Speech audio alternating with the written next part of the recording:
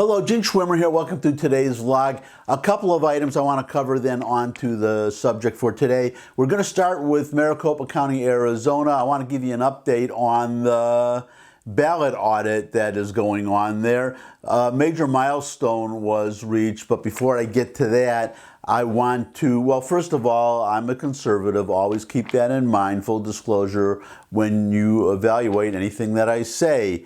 The second item is my tough love admonition that I have given a few times. I want to repeat it today because there was a rumor going around, that's what it really is, a rumor, or was, that Karen Fann, the president of the Arizona Senate, was going to make an announcement today, an announcement of preliminary results from this ballot audit. As I said, an important milestone was reached, which was that all the ballots have been examined. They've been counted, they were imaged, they were scanned under ultraviolet lights, but there's more to be done. The rumor going around is that she was going to make a statement today that there was going to be an early report of how many ballots were found, whether there were 2.1 million ballots, and how serious it would be if there were fewer ballots,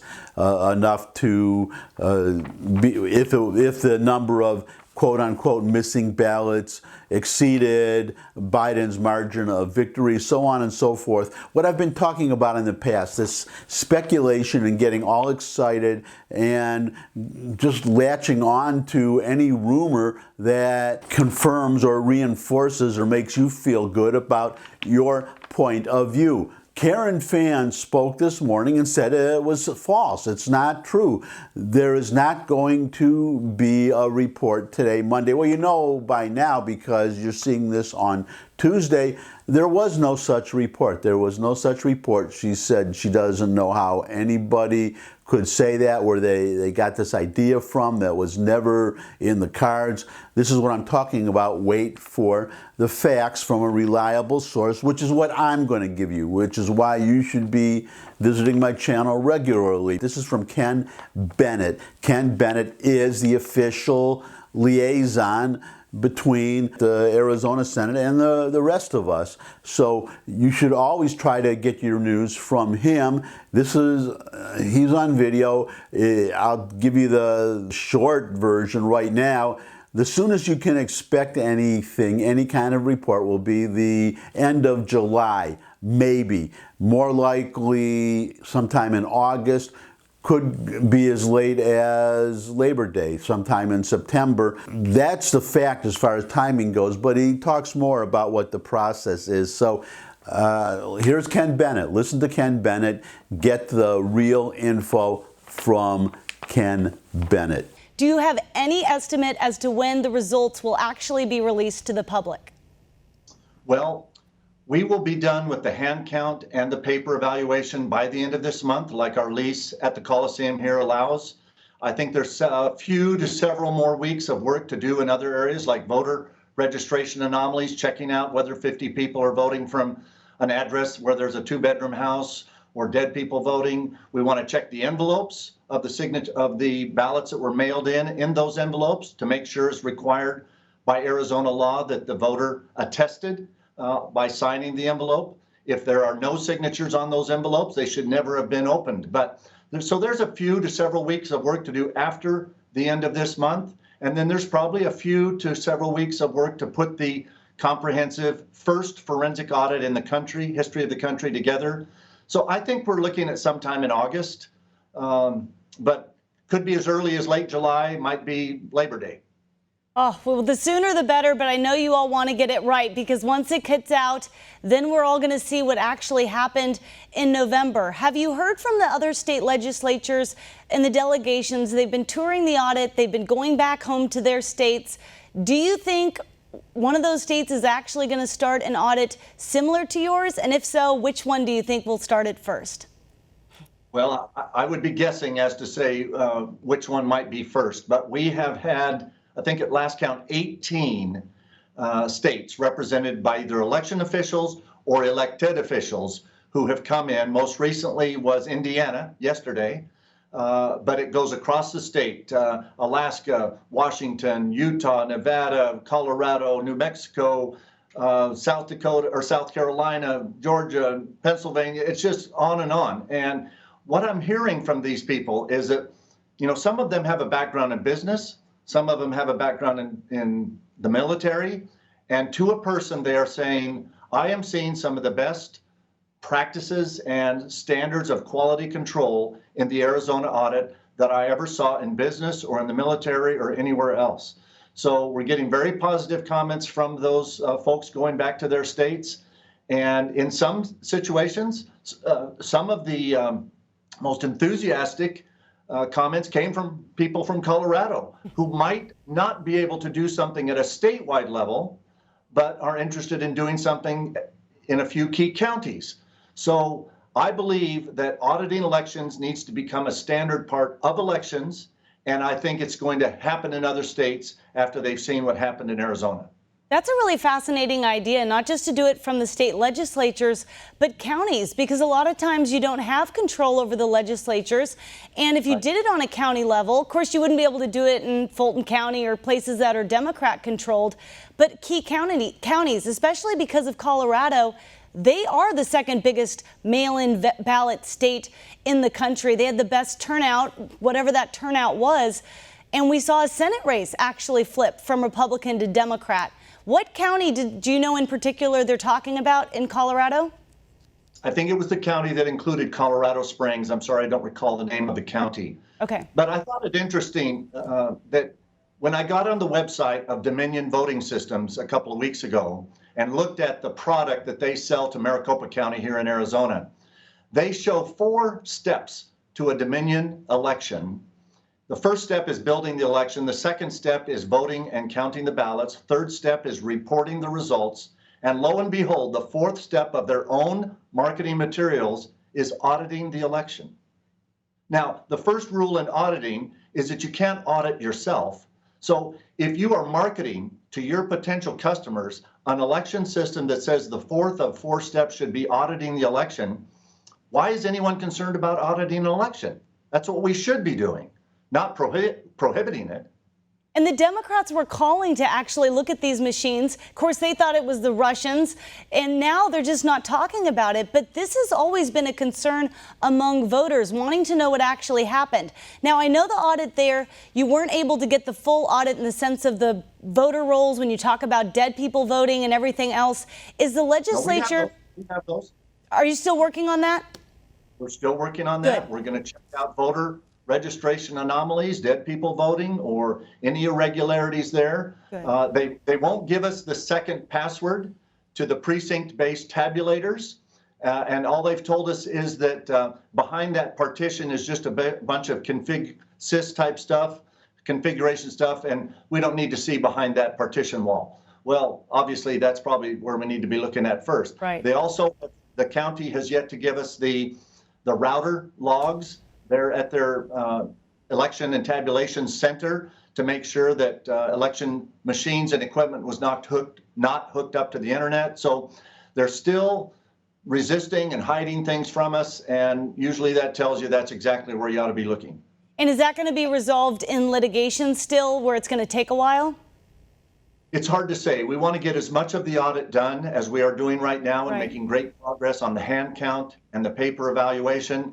And then we'll address those areas where they continue to resist. Because if there's nothing to hide, there's no reason to resist. Exactly. Well, you all have really been the trailblazers in this. Thank you, because I know that you get much more of the attacks by being the first mover on this. But you see, you really are inspiring states, even blue states, to feel like we can get our elections secure again and being creative in terms of how to get that system working for the people again. God bless you. We'll see you next week, and we're really looking forward to seeing those results. Thanks, Natalie. Thank you. Welcome back. Now you have the facts from an official source. Accept no substitutes. You believe rumors at your own risk, okay? Or take rumors as fact at your own risk. Now on to the next subject. This has to do with Antifa, the thugs in Antifa, or the Antifa thugs. This is very interesting. This shows you what they are really about. and how racist they are. Actually, I'll just give you this headline because Antifa, they're supposed to be rioting and burning down buildings and attacking federal buildings and attacking police officers for justice to, attacking all these venues and people that I just mentioned to get justice. They're fighting, they say they are, against police brutality and the shooting of innocent people by the police. But look at this headline. I'll give you a short excerpt from it. I always link to these articles, by the way, if you want to read the whole thing. Antifa rioters' response to the latest police shooting shows just how racist they are. On Thursday, a black police officer in Portland opened fire at a white man who charged him with a screwdriver. Yet it seems Antifa got the wrong memo. At least 50 protesters gathered at the Motel 6 where the black cop shot the white man, apparently gearing up for a violent riot in the name of racial justice. Quote, during the investigation, a group gathered at the crime scene and began yelling, throwing stones at officers, and attempting to interfere with the investigation, unquote. PPB, that would be the Portland Police Bureau, reported in a press release. Quote, one officer's baton was grabbed and she was being pulled toward the crowd. Other officers quickly intervened. Someone from the crowd pepper sprayed an officer. At least one police vehicle's tires were punctured and a window broken. Police officers citywide were called to assist with scene security, unquote. According to the Oregonian, that's a local paper, the protesters were dressed in the black outfits of Antifa and they carried Antifa signs. The Portland Police Bureau, PPB, likely desperate to de-escalate the situation. Listen to this. This is very interesting. The Portland Police Bureau, likely desperate to de-escalate the situation, rushed to Twitter with the important news that would bring peace to the situation. The victim was white. And here is the tweet. You can see it for yourself. There is erroneous information being circulated on social media regarding the officer involved shooting in the Lloyd district. We can confirm that the subject involved is an adult white male. No one else was injured. Whoa, crisis averted. Had the victim been a black man shot by a white cop, his name would likely have joined the litany with George Floyd, Ahmaud Arbery, Michael Brown, and so many others. Yet, since the man who charged cops with a screwdriver had been white, his death was acceptable, barely even a statistic. It remains unclear whether this information led the crowd to disperse, but the police report did not mention any continuing violence. So it's pretty obvious the thugs, the Antifa thugs, rushed to the scene to riot when they thought a white cop had shot a black person. It turned out to be the other way around. It was a white person who got shot. As soon as they found out, they all went home. It speaks volumes. I really don't have to add anything to that. So I will just go on to the main subject for today. And by the way, I got a special little treat after the main subject, so you're going to want to stick around for that. It's coming up. But first, this is just another video that I want to show you. This is what I referred to in the headline. I'm going to be doing these updates of speaking truth to power. People fed up with this critical race theory, all these woke policies and woke beliefs that they are trying, that the woke police, especially school boards, which I'll get to in a moment, but I don't know, Coca-Cola Company, the military even, trying to force these woke beliefs on the rest of us, and the rest of us are getting fed up with it. Richard Nixon spoke a long time ago about the quote-unquote silent majority, the people who would put up with the nonsense, the liberal nonsense of his time, which was mostly rising crime. Well, that's the problem today too. That's another problem we'll get to one of these days in a future vlog. but the silent majority, the majority of the country who just get up, go to work, obey the laws, but they get fed up after a while and they express their fed upness at the voting booth. Or increasingly these days, they vote with their feet and they just move to another state, a red state where people are sane and they have common sense. But I'm focusing today on school boards, because school boards, many of them are taking it upon themselves to teach that America's a racist country, that white people are oppressors, and if you're black, you're oppressed. Critical race theory to children, to little children. The video you're about to see is from a meeting, a public meeting before the school board of the Pennsbury School District. The location doesn't matter, except it's in the United States. And very interesting, you're going to see and hear this school board former member. So this is a person who was on the school board, but also note the accent. This is a former British subject, one of Her Majesty's subjects. Now, I don't know how long he's been an American citizen, but I really love to see immigrants, naturalized Americans, speaking up for American values when there are so many natural-born Americans who don't, and not only who don't, but speak the opposite. I'm sure you've heard about the Olympic athlete who she won, and during the time when you stand up, you get the award, the national anthem is played. She turned her back on the American flag, and this was or is a natural-born American.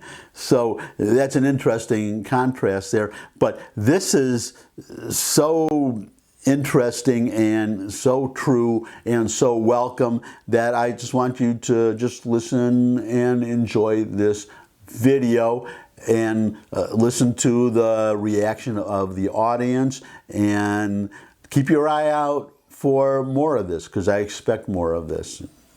Here's the video. I'm a Pennsbury School District resident, Pennsbury School District taxpayer.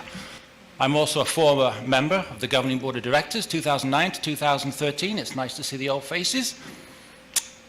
I'm here to speak today. I believe, Gary, you said it was item KKK in the agenda book. Well, isn't that just a perfect summation of what it is I'm here to talk about? KKK, your proposed new school board policy, seeking once again to limit the constitutionally protected speech of American citizens. Now, when I sat on this school board, I believe some of you old-timers might remember this. A union guy spoke at public comment for 5 minutes and ripped me a new one. He called me the bastard child of Margaret Thatcher. And I sat there and I said to myself, okay, fair enough. Welcome to America. He considers me a bastard because I'm in the government. His logic is sound. Now, what happened was the superintendent and the school solicitor at the time freaked out and they didn't put the tape online the next day. And I called them up and I said, get the tape online now before we get sued for censorship. I yelled at the solicitor and I asked him what law school he went to, because it was clearly constitutionally protected rhetorical hyperbole. I can cite the case if you'd like. And I said to Paul Long, the superintendent at the time, don't ever cut the tape again, Paul. And by the way, bastard child of Margaret Thatcher, I took it as a compliment. Now, you snowflakes apparently have a bigger problem with public comment. It seems to me that you think you can supersede the United States Constitution. Well,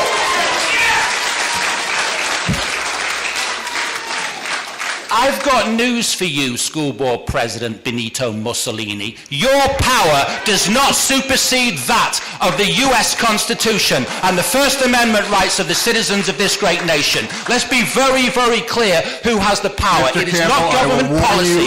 Do not warn me or do not interrupt my time. That if you interrupt my make time, personal insults like that again, or if you personally direct your comments, you will be asked to step away from the podium. I'm going to quote to you, solicitor. Make your comments, but do not just do a minute. name Do not calling talk like over you me. just did. This is my comment, not your comment. I'm quoting to you now from the United States Supreme Court 1964 case, New York Times versus Sullivan. This is constitutional case law in this country, and I'm quoting you from the US Supreme Court.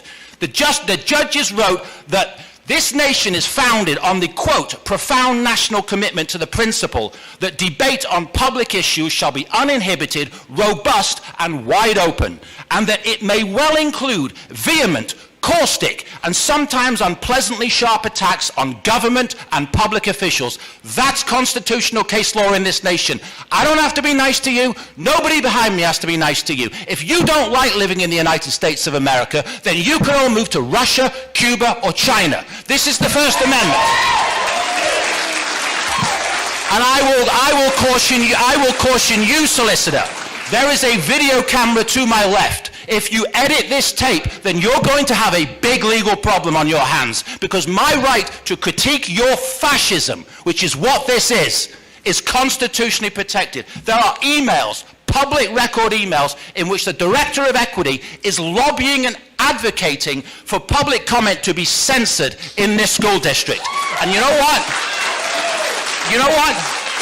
Lobbying for it, advocating for it. We've got the school board president saying she'll do better at hitting the mute button in blatant violation of the Constitution. For her lobbying and her advocacy of unconstitutional censorship, I want you, the school board, to terminate the employment of Dr. Charissa Gibson with immediate effect.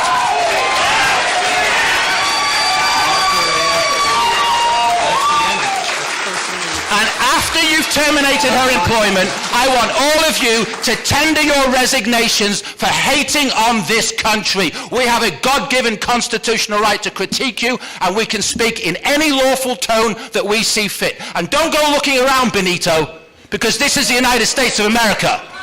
You have a good... one more thing. I want to make a verbal request right now for an unedited copy of the tape. So if any of you delete it, you're going to have a big legal problem. Good night.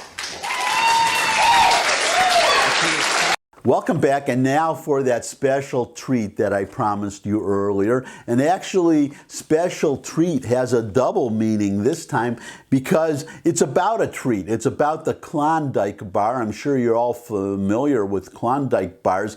The ice cream bar, vanilla ice cream, and then there's chocolate coating. God, I mean, now I really want one now that I'm talking about it. So it's about the Klondike bar, but it's a review or an endorsement of the Klondike bar by, well, this is the other treat, the other part of the meaning of treat, Donald Trump. Donald Trump endorsing the Klondike bar. So here it is.